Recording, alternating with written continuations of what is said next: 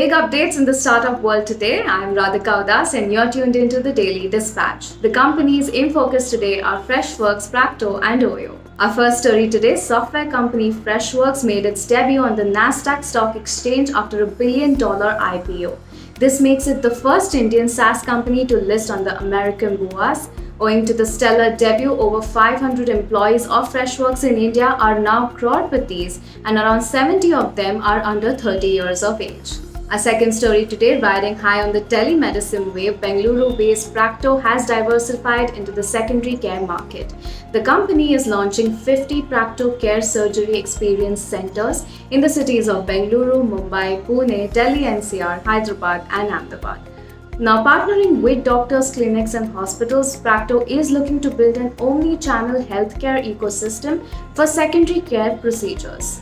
A third story today, reports suggest that hospitality startup Oyo is on its way to file for an IPO in the coming weeks. Oyo is reportedly planning to raise as much as $1.2 billion via this IPO. The company is currently valued at $9.6 billion and recently raised $660 million in debt this July.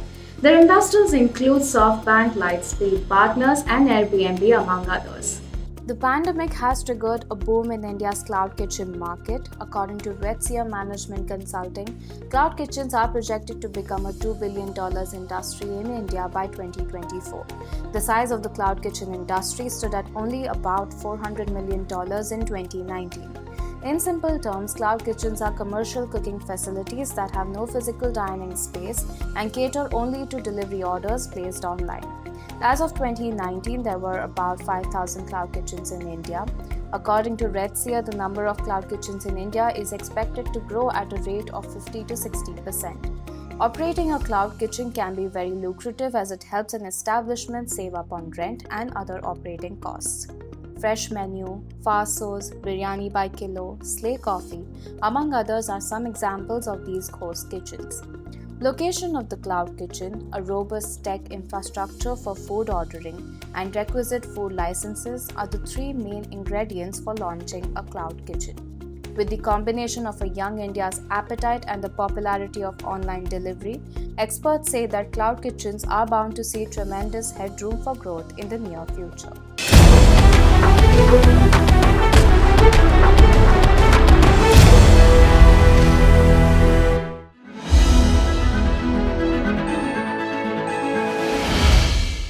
I have with me Rashmi Daga from FreshMenu. I have with me Ankur Sharma from Rebel Foods and Shashikant KS from Chai Point. Thank you very much, panelists, for joining us today.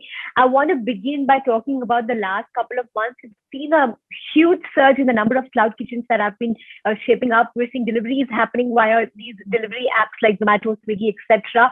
And also on your own private portals, we are seeing a lot of traction. So, run us through what the kind of mood has been in terms of ordering at cloud kitchen. Rashmi, if I could begin with you.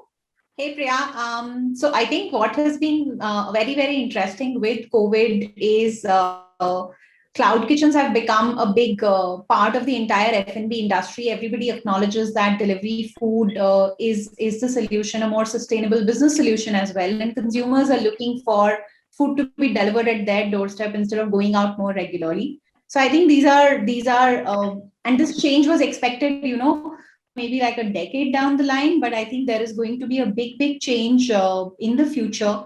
Last year, there was still a lot of hesitation from customer side that they would not want to order food in and, the packages could transmit COVID. But this year, I think that hesitation is completely out. So we are seeing a big surge in numbers post this lockdown opening. Right. Ankur, if I could bring you in to understand what the mood is at Fasos. Sure. So, Priya, I'll say that we have been primarily a cloud kitchen operator with multiple brands, and we had absolutely no doubt that this is a secular trend, and we stand by that. And as Rashmi said, that post second wave, the recovery has been immense. We have kind of breached pre-COVID levels quite a few months ago, and we continue to keep growing month on month. So I believe that this is a secular trend here to stay, and COVID has just pushed consumers towards this direction in a much more forceful manner compared to what was earlier. And the overall ecosystem is also super supportive of this growth. So that's where we are as of now. Right, Shashikant, a lot more people ordering chai these days. Yeah, absolutely. Chai is a way of life. And I was speaking to one of the fairly old, conventional sort of customer sometime back. He would generally come into the store to have his chai, but I was delighted to know that he has started ordering on delivery. So that's the change in trend that we are seeing in the last many months, actually. So there are two parts to the question that you asked. One is, how's the delivery part of the business? And I think the second one was cloud kitchens as such, the surge in cloud kitchens, right? I think like Rashmi and Ankur rightly mentioned, I think the recovery on delivery has been very, very positive. Thanks to delivery, and we are all slightly above water, right? That's very important for us. But what's also important is in a situation like this, having something like a cloud kitchen, which is easy plug and play, makes our life far, far better. I want to talk to you a little bit about how regulations are shaping up in the cloud kitchen industry. At this point in time, we're seeing a sort of gray space that's shaping up. And we understand that the food regulator, the FSSAI, is working on new regulations around cloud kitchens. So I wanted your perspective on whether the space needs to be regulated further and what kind of best practices can be brought in place, considering that we are seeing a lot of resurgence in cloud kitchens. We're seeing a lot of people get into the space. So Rashmi, if I could begin with you. On regulations, I think, we have operated FreshMenu for 7 years now. I think the governing rules around FSSAI and, what would apply to restaurants is what we worked with in principle. I think now that there are more and more cloud kitchens opening, yes, there could be more nuanced application around, what's more applicable here, because some of the stuff should shift. But I think it's early days, and I think now government has clearly taken note that cloud kitchens are full industry. And I think over next couple of years, more would shape up. People like us should really help shape up, how the rules should come about, which makes the entire industry work better for the consumers, and it's easier to manage. Right. Shashikant and Ankur, both, I wanted your perspective as well, because considering that the whole space of cloud kitchens will get more regulated going forward, do you think that this will reduce the kind of adulteration that is happening perhaps, and maintain the standards of food? Ankur, if I could begin with you. Sure, Priya. First of all, the fact is that as of date, all the cloud kitchens, and specifically I'm talking about Rebel Foods, and as Rashmi also mentioned, we are all governed by the typical laws which govern a typical high street restaurant dining kind of a space. So all the licenses, all the regulations which are applicable to those locations are applicable to cloud kitchens as well, and we have been following them from the word go. So I believe that on that aspect, I don't see that regulations are going to change a lot of things for players like us, but government might want to introduce few changes for small mom and pop things which are springing up as you suggested, to ensure that consumers get the right product. So and all of us need to understand that this is going to be a new kind of industry. We will need to understand this better before we come up with the regulations. So regulations need to be keeping in mind what exactly does this business require,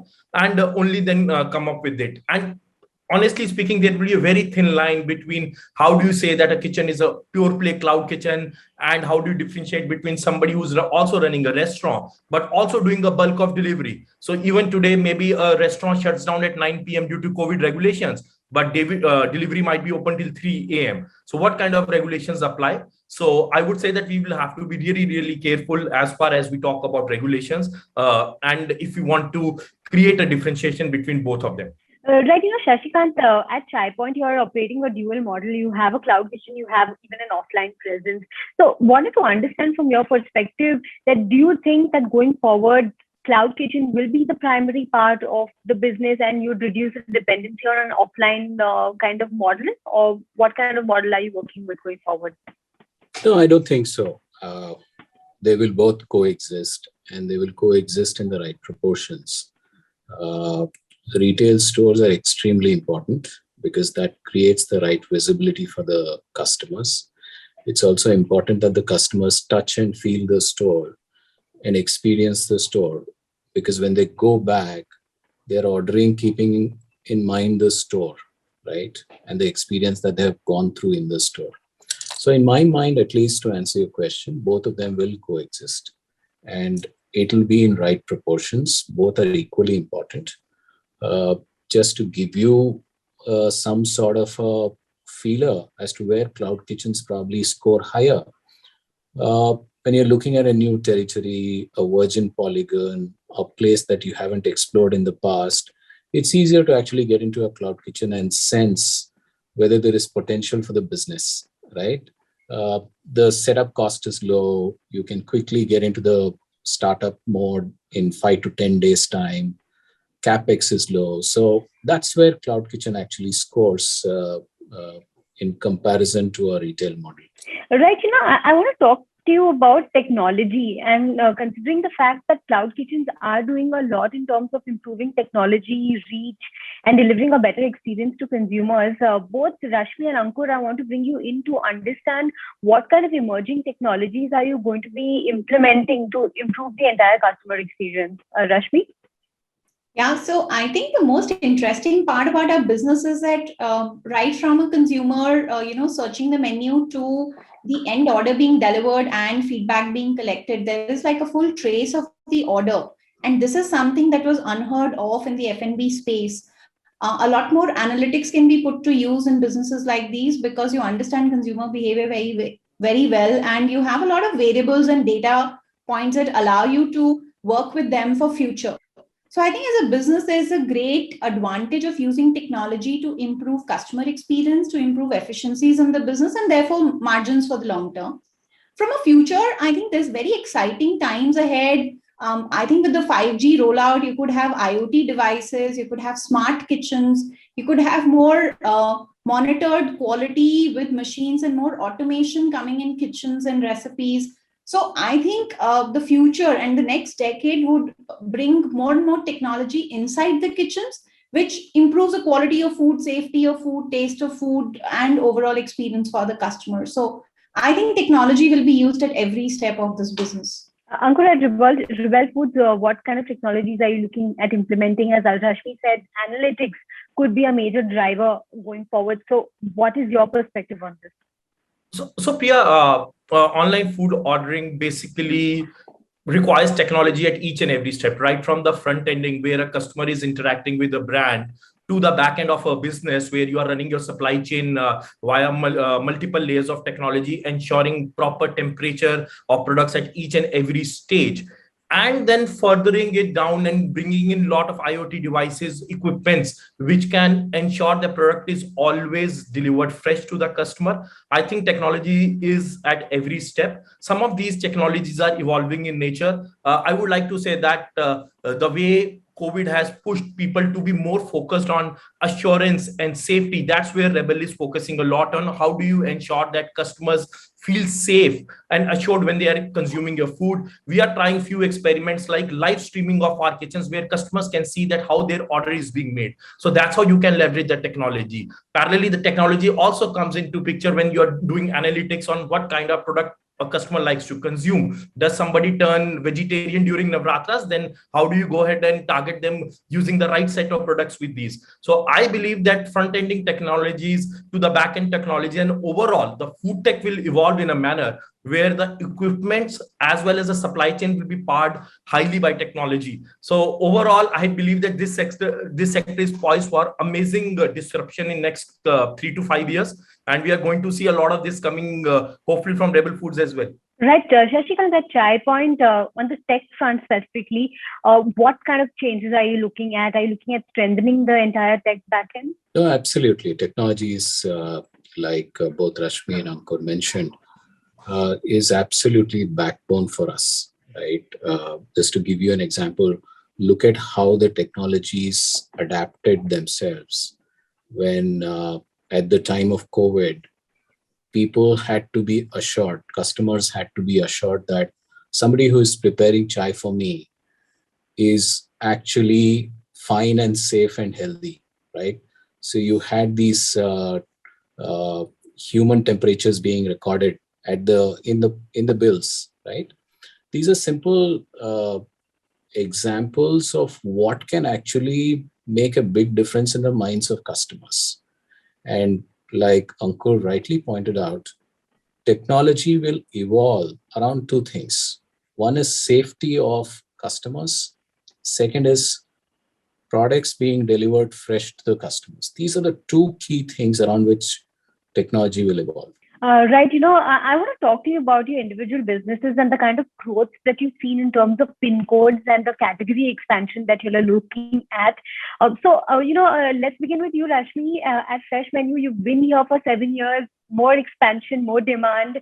What's the kind of roadmap out there? And if you could run us through one expansion on a geographical basis, and secondly, expansion in category or in menu terms.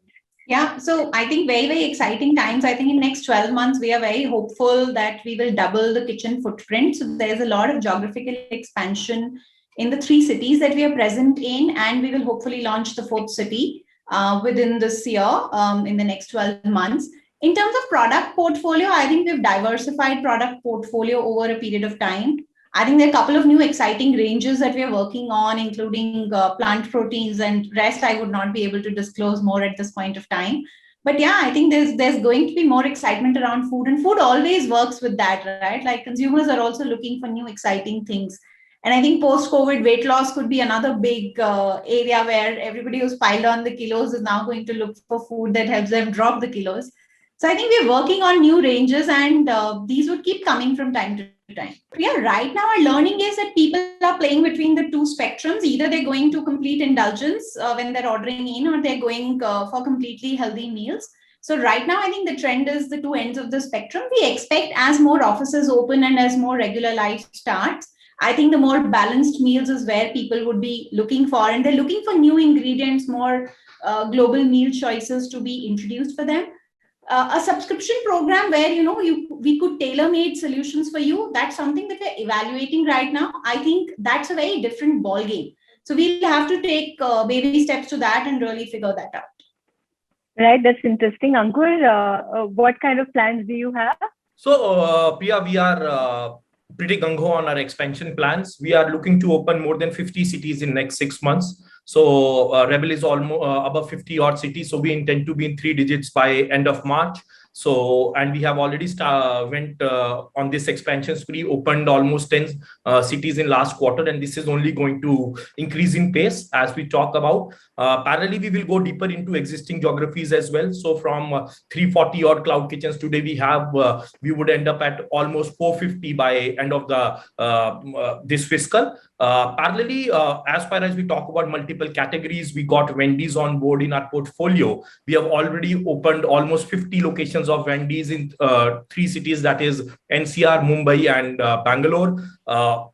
Parallelly, we have also got more than 20 odd partner brands on our platform via the Rebel launcher. So today there are brands like Natural Ice Cream, Baskin Robbins, Soda Bottle Opener Wala, Brooklyn Creamery, Belgian Waffle Company, etc., who are operating with us in more than 600 unique locations. So the idea is that we not only kind of penetrate deeper with the brands which Rebel has, but also use the platform which Rebel has created over course of time of technology, kitchens, as well as supply chain to get multiple other partner brands in our ecosystem and take them to multiple other geographies. So we have almost more than 20 odd partner brands from last 1 year who have been opening multiple locations with us.